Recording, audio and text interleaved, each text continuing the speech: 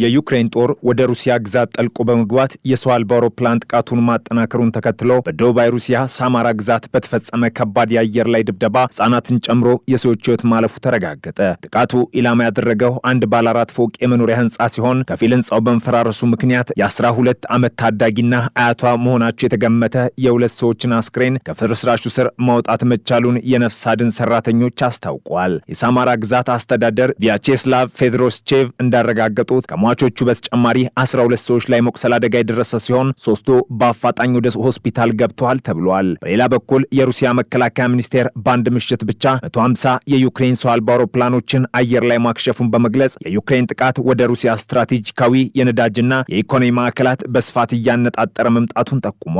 ከዩክሬን ድንበር በግምት 900 ኪሎ ሜትር ርቀት ላይ በስተምስራቅ አቅጣጫ የምትገኘው የሳማራ ግዛት ለሩሲያ የኢነርጂ አቅርቦት እጅግ ወሳኝ ከሚባሉት ስትራቴጂካዊ ማዕከላት አንዷ ነች። ግዛቷ ታላላቅ የነዳጅ ማጣሪያ ተቋማትንና የኬሚካል ፋብሪካዎችን በውስጡ አቅፋ የያዘች በመሆኗ የዩክሬን ጦር ተደጋጋሚ ኢላማ ሆናም ቆይታለች። ለምሳሌ ያህል በታህሳስ ወር ሮስኔፍት በተባለው ግዙፍ የነዳጅ ኩባንያ ስር የሚተዳደረውና በሲዝራን የሚገኘው የነዳጅ ማጣሪያ ተቋም ላይ 2 ጊዜ ጥቃት ተፈጽሞበታል። ዩክሬን እነዚህን የኢኮኖሚ መሰረተ ልማቶች ኢላማ የምታደርግበትን ምክንያት ስታብራራም ተቋማቱ ለሩሲያ ወታደራዊ ኃይል የነዳጅ አቅርቦት በማድረግ በጦርነቱ ቀጥተኛ ተሳትፎ እያደረጉ በመሆናቸው ነው የሚል መከራከሪያ ታቀርባለች። በተጨማሪም የኢንዱስትሪ ምንጮች ለሮይተርስ የዜና ወኪል እንደገለጹት በሳማራ ግዛት ውስጥ የሚገኘው ሌላኛው ግዙፍ የነዳጅ ማጣሪያ ተቋም በደረሰበት የሰው አልባ አውሮፕላን ጥቃት ምክንያት የማጣራት ስራውን ሙሉ በሙሉ ለማቆም ተገዷል። ይህ የዩክሬን ስትራቴጂ የሩሲያን ወታደራዊ የሎጂስቲክስ አቅም ለማዳከምና የጦር መሳሪያዎቿን እንቅስቃሴ ለመገደብ እያለመ ቢሆንም በሌላ በኩል ዩክሬን ራሷ ከባድ የሆነ የህልውና ፈተና ውስጥ ገብታ ትገኛለች። በወታደራዊ ግንባር ዩክሬን ጥቃቷን አጠናክራ ብትቀጥልም በኢኮኖሚ ዘርፍ ግን አሁንም ድረስ እጅግ ከፍተኛ የሆነ የፋይናንስ እጥረት ተጋርጦባታል። ሀገሪቱ ጦርነቱን ለመደገፍና የመንግስት አገልግሎቶችን ላለማቋረጥ ሙሉ በሙሉ በሚባል ደረጃ በውጭ ሀገራት የገንዘብ ድጋፍ ላይ ጥገኛ ሆናለች። የአውሮፓ ህብረት ለኪየቭ የሚሰጠውን ግዛፍ የብድር ፓኬጅ ያጸደቀ ቢሆንም ዩክሬን በመጪው ዓመት የመከላከያ በጀቷን ለመሸፈን በቢሊዮኖች የሚቆጠር ገንዘብ ይጎድላታልም ተብሏል። ኪየቭ ኢንዲፔንደንት የዜና ተቋም የተመለከተው የአውሮፓ ኮሚሽን ሰነድ እንደሚያሳየው ዩክሬን ለሀገሪቱ ቀደም ሲል ከተመደበው 86.7 ቢሊዮን ዩሮ በተጨማሪ የአውሮፓ ህብረት ከሚያቀርበው የ90 ቢሊዮን ዩሮ የድጋፍ ብድር ውስጥ 28.3 ቢሊዮን ዩሮ ብታገኝም አሁንም 19.6 ቢሊዮን ዩሮ የመከላከያ በጀት እጥረት ይገጥማታል ነው የተባለው። የዩክሬን አጠቃላይ የመከላከያ በጀት ፍላጎት በ2025 ከነበረው 111.4 ቢሊዮን ዩሮ በከፍተኛ ደረጃ በማደግ ወደ 134.6 ቢሊዮን ዩሮ አሻቅቧል። ይህ የፋይናንስ ፍላጎት መጨመር ጦርነቱ እየተራዘመ በሄደ ቁጥር ሀገሪቱ ለጦር መሳሪያና ለወታደራዊ አቅርቦት የምታወጣው ወጪ ምን ያህል እያሻቀበ መምጣቱን ቁልጭ አድርጎ ያሳያልም ተብሏል። ዓለም አቀፉ የገንዘብ ተቋም ዩክሬን ያለባትን ሰፊ የበጀት ጉድለት ለመሸፈን በ2027 ከአውሮፓ ህብረት 38 ቢሊዮን ዶላር ታገኛለች የሚል ግምት አስቀምጦ የነበረ ቢሆንም የአውሮፓ ህብረት የብድር ክፍፍል ዝርዝር እንደሚያሳየው በዚህ ዓመት ለኪየቭ የሚቀረው ገንዘብ 13.3 ቢሊዮን ዩሮ ብቻ ነው የሚሆነው። ይህ ደግሞ ዓለም አቀፉ የገንዘብ ተቋም ከገመተው መጠን ከግማሽ በታች ነው።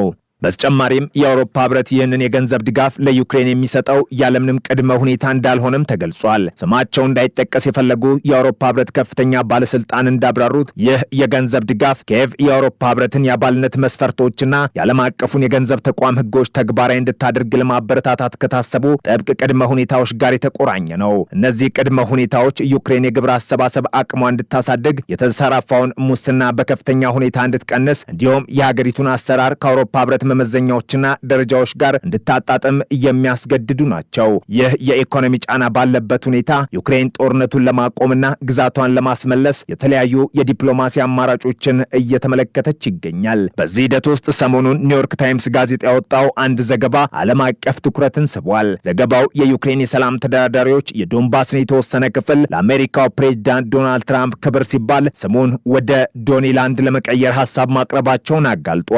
የዚህ ያልተለ ያልተለመደ የዲፕሎማሲ ሀሳብ ዋነኛ ዓላማ ፕሬዚዳንት ትራምፕን በማስደሰት ሩሲያ በዩክሬን ግዛት ላይ ያላትን የይገባኛል ጥያቄ አጥብቀው እንዲቃወሙ ለማበረታታት እየታለመ እንደሆነ ተጠቁሟል። ይህንን ዘገባ ተከትሎም የዩክሬኑ ፕሬዚዳንት ቮሎዲሚር ዘለንስኪ ለጋዜጠኞች በሰጡት ምላሽ ጉዳዩን በከፊል ውድቅ አድርገውታል። ፕሬዚዳንቱ አጽንኦት ሰጥተው እንደተናገሩት ዋናውና ቁልፉ ጉዳይ የዶንቴስክና የሉሃንስክ ግዛቶች የዩክሬን አካል ሆነው መቀጠላቸው ነው ብለዋል። ስያሜው የፑቲን ምድር እስካልሆነ ድረስ ሌላው ነገር ሁለተኛ ደረጃ ነው በማለት የሩሲያውን ፕሬዚዳንት ቭላድሚር ፑቲንን ጠቅሰዋል። ኒውዮርክ ታይምስ እንዳስነበበው ከሆነም ይህ የስም ለውጥ ሐሳብ በከፊል ለቀልድ ያህል የተነሳ ቢሆንም በዋናነት ግን እንደ አንድ የዲፕሎማሲ ስልት የታሰበ ነው። ዶኒላንድ የሚለው የተጠቀመው ስያሜ ዶንቴስክ፣ ዶናልድና ዲስኒላንድ የተሰኙትን ቃላት አጣምሮ የያዘ ሲሆን በዶንቴስክ ግዛት ሰሜን ምዕራብ ክፍል የሚገኝ 2000 ስኩዌር ማይል ስፋት ያለውን መሬት የሚሸፍን ነው። ዘለንስኪ በበኩላቸው በድርድር ሂደቱ ውስጥ ከዶንቴስክ፣ ሉሃንስክ፣ ዶንባስና የዩክሬን ግዛት ውጪ ሌላ ምንም አይነት ቃላት እንደማይጠቀሙ አረጋግጠዋል። ሆኖም በተደራዳሪዎች መካከል ስለሚነሱ ሌሎች ስያሜዎች የንግግሩን ዝርዝር ይዘት ይፋ ማድረግ እንደማይችሉ ነው የገለጹት። የዚህ እቅድ ዝርዝር መረጃዎች እጅግ ውስን ቢሆንም የዩክሬንን እና ሩሲያን ያላካተተው የትራምፕ የሰላም ቦርድ ይህንን አካባቢ በማስተዳደር ረገድ የራሱን ሚና ሊጫወት እንደሚችል ተደራዳሪዎች ሀሳብ ማንሳታቸው ተዘግበዋል። ይህ አካሄድ የፕሬዚዳንት ትራምፕን ትኩረት ለመሳብ የተደረገ ሙከራ ተደርጎ የተወሰደ ቢሆንም እስካሁን ድረስ በማናቸውም ይፋ የሰነዶች ላይ ያልሰፈረና ለኬቭ ምንም አይነት ተጨባጭ የፖለቲካ ትርፍ ያላስገኘ ሆኖ ቀጥሏል። ከፖለቲካውና ከኢኮኖሚ ቀውስ ጎን ለጎን ዩክሬን እጅግ ልብ የሚሰብር የሰብአዊ ቀውስ እያስተናገደች ትገኛለች። ፕሬዚዳንት ዘለንስኪ ባወጡት ሪፖርት መሰረት በሩሲያ ኃይሎች በግዴታ ተጠልፈው ከተወሰዱት የዩክሬን ህጻናት መካከል ከ2100 በላይ የሚሆኑት ወደ አገራቸውና ቤተሰቦቻቸው መመለሳቸውን አብስረዋል። ይህንን አስደሳች ዜና ፕሬዚዳንቱ ያሳወቁት ህጻናቱን ወደ ዩክሬን ለመመለስ ከተቋቋሙ ልዩ ግብረ ኃይል አባላት ከሆኑት ኦሌክሳንደር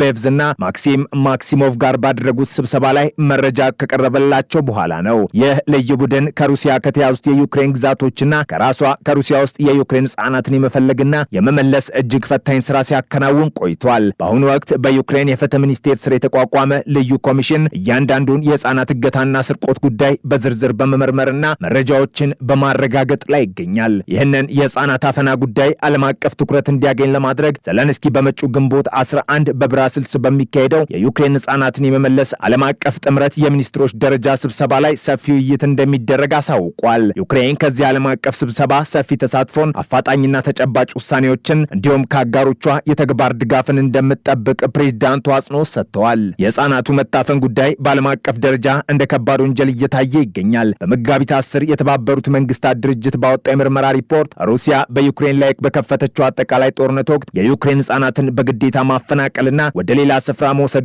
በሰብአዊነት ላይ የተፈጸመ ከባድ ወንጀል መሆኑን በይፋ አውጇል። የዩክሬን ብሔራዊ ጦርነት ልጆች የመረጃ ቋት እንደሚያመላክተው ከየካቲት 2022 አንስቶ ቢያንስ 20 ሺህ የሚሆኑ የዩክሬን ህጻናት ቁጥጥር ስር ከዋሉ ግዛቶች ታፍነው ወደ ሩሲያ ወይም ሩሲያ ወደምትቆጣጠራቸው አካባቢዎች ተወስደዋል። የህጻናቱን መመለስ በሚከታተለው ግብረ ኃይል መረጃ መሰረትም አሁንም ድረስ 1.6 ሚሊዮን የሚሆኑ ህጻናት በሩሲያ ቁጥጥር ስር ባሉ ግዛቶች ውስጥ ይገኛሉ።